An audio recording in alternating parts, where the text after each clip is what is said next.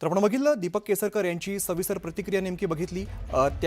तो जो आरोपी होता रोहित आर्य याच्यावरती गोळीबार झाला आणि त्यात मृत्यू झालेला आहे। कृष्णा आवटे आमचे प्रतिनिधी आपल्यासोबत आहेत, त्यांच्याकडे पुन्हा एकदा जाऊया। कृष्णा, खरं तर मोठी घडामोडी म्हणावी लागेल की त्याच्याकडे शस्त्र सुद्धा होती, 17 मुलांना वेठीला धरलेलं होतं आणि या गोळीबारात त्याचा मृत्यू झालाय।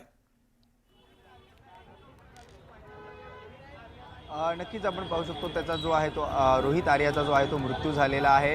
एकंदरीत पाहायला गेलं तर एकूण 17 ते 18 मुलं जी आहेत ती त्याने बंदी बनवली होती आणि पाहायला गेलं तर ही वेगवेगळ्या जिल्ह्यातून आलेली अशी देखील माहिती समोर येते की अनेक ठिकाणी नांदेड, कल्याण अशा वेगवेगळ्या जिल्ह्यातून जे आहे ती ऑडिशन देण्यासाठी ह्या आर्य स्टुडिओमध्ये आले होते। आणि पाहायला गेलं तर एकंदरीत सर्व हा सिनेरिओ किंवा एकंदरीत पाहायला गेलं तर आधी असं देखील सांगण्यात येत होतं की मानसिक संतुलन जे आहे ते बिघडलेलं आहे, परंतु ही संपूर्ण प्लॅटिंग केली होती का किंवा हे संपूर्ण प्लॅन केला होता का रोहित आर्याने, असं देखील आता पाहणं महत्त्वाचं ठरणार आहे।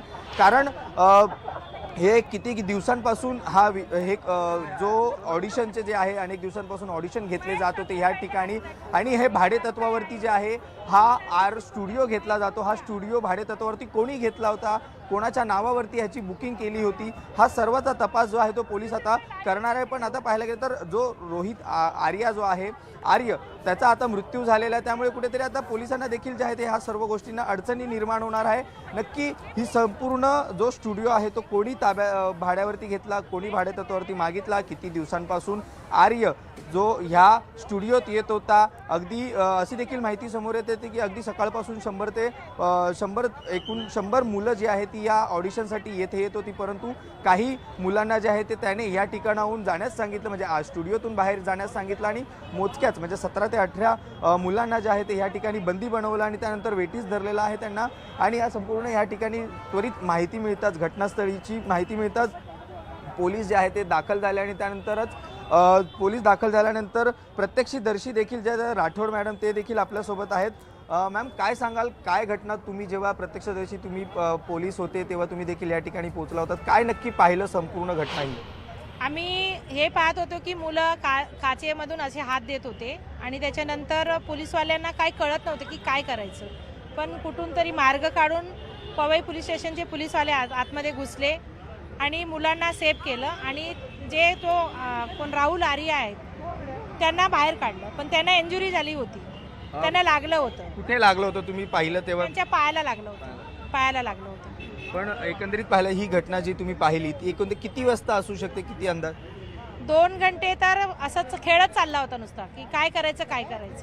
त्याच्यानंतर मग कमीत कमी 2-3 घंटे चालू होते। 2 ते 3 तास कशा प्रकारे मुलांना, विद्यार्थ्यांना जे मुलं होती पोलीस आणि प्रशासन असं बघत होते की कसं मुलांना ह्या घटनेतून बाहेर काढायचं, कारण मुलांना सेफ काढणं खूप गरजेचं होतं। अगदी तुम्ही जेव्हा मुलांना रेस्क्यू करण्यात आलं पोलिसांकडून, त्यांच्यासोबत पालक देखील होते का? कारण अगदी लहान मुलं होती ती आणि किती म्हणजे 14 ते 14, 12, 13, 16 येथपर्यंत मुलं होती, एकदम लहान मुलं नव्हती। पण त्यांच्यासोबत त्यांचे पालक देखील होते का? त्यांच्यासोबत त्यांचे पालक नव्हते, कारण मुलं बाहेरून आलेले, बाहेरच्या जिल्ह्यातले मुलं होते, काही थोडेफार होते वाटतं पण जास्त नव्हते, कारण 17 मुलं होती। मुलं एकूण मिळून 17 लोक होते, 17 जण होते ते लोक। पण जसं तुम्ही म्हटलात की खूप वेळ जो आहे ते पोलीस आणि त्याच्यात म्हणजे आर्या जे पोलिसांशी संवाद साधवत होते ते संवाद साधला असा माहिती पडते आम्हाला, पण आम्हाला जाणकारी नाही आहे पूर्ण त्याची, की त्यांनी पोलिसांशी संवाद साधला होता की त्यांची काहीतरी मागणी होती सरकारची, ती काय मागणी आहे ते पोलीसवाल्यांनाच माहिती, काय मागणी केली त्यांनी।